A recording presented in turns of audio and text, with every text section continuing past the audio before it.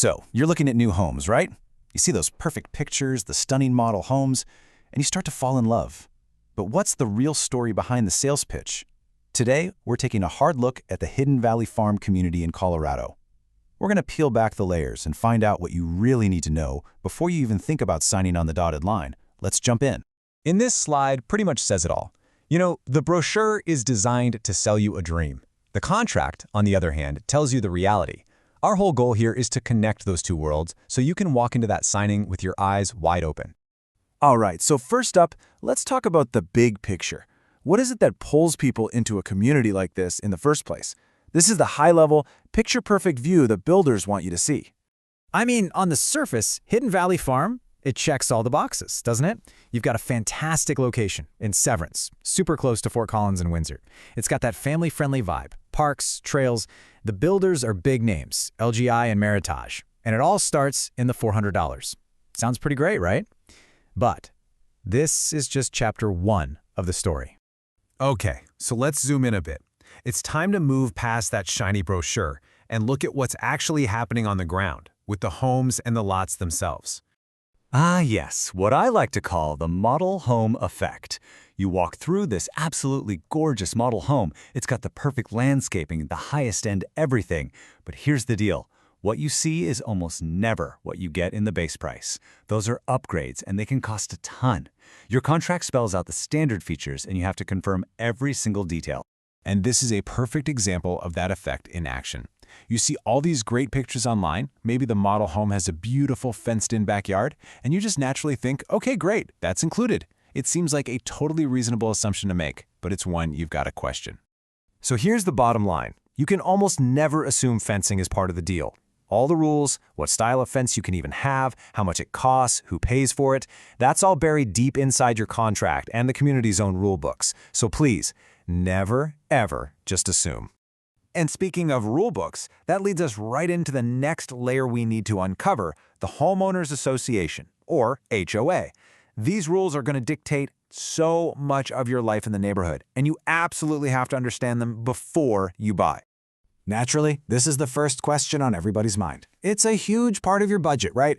How much is this going to set me back every month? You'd think that would be a really simple, easy-to-find number. Well, for this specific community, if you look online, it's a total mess.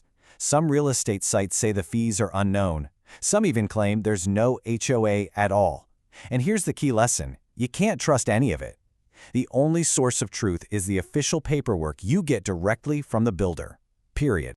And listen, those documents are about so much more than just the fees. They are literally the rule book for how you can live in your own home. They can control everything from whether you can park your RV in the driveway to the color you're allowed to paint your house. Thinking about maybe renting it out one day, the answer to that isn't in the sales office. It's buried in these docs.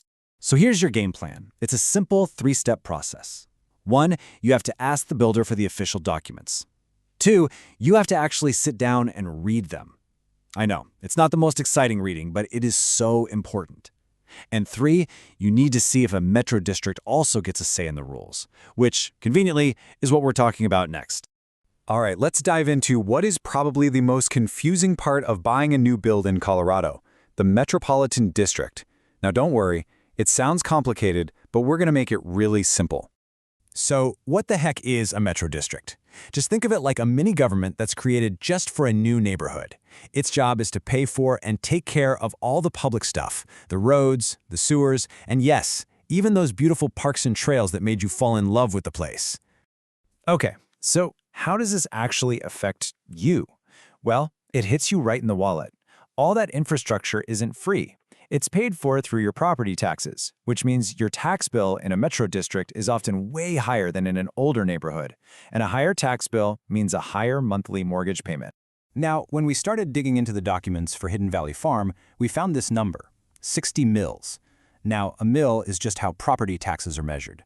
But trust me when I say that 60 is a number that can be a real shock if you're not expecting it. But, and this is a big but, you absolutely cannot stop there. This is so important. That 60 mil number we found, it's from 2018, and it's only for one small piece of the total tax puzzle. If you tried to calculate your mortgage payment using this old, incomplete number, you would be making a huge financial mistake. So, what's the right way to do it? You have to be your own detective. You have to go to the Weld County Assessor's website, look up the specific address of the home you want to buy, and find the total mill levy for the current year. That is the only number your mortgage lender should be using. Phew! Okay, we have covered a lot of ground. So let's pull it all together now into one simple, powerful checklist that you can take with you before you sign on the dotted line for any new construction home. Here it is. This is your homework, your buyer's power sheet. You're going to get all the Metro and HOA info in writing. You're going to make sure your lender uses the correct current tax info. You're going to make a list, line by line, of what's included versus what's an upgrade, and you're going to ask if there are any other hidden fees. This little checklist is what turns you from just a hopeful home shopper into a smart, protected buyer. So, I'll just leave you with this final thought. It is so easy to fall in love with a beautiful kitchen or a perfect floor plan. Of course it is. But being a savvy home buyer means asking the tough questions. It means doing the homework. Because the real beauty isn't just in the finishes. It's in the confidence of knowing you made a truly informed, solid decision.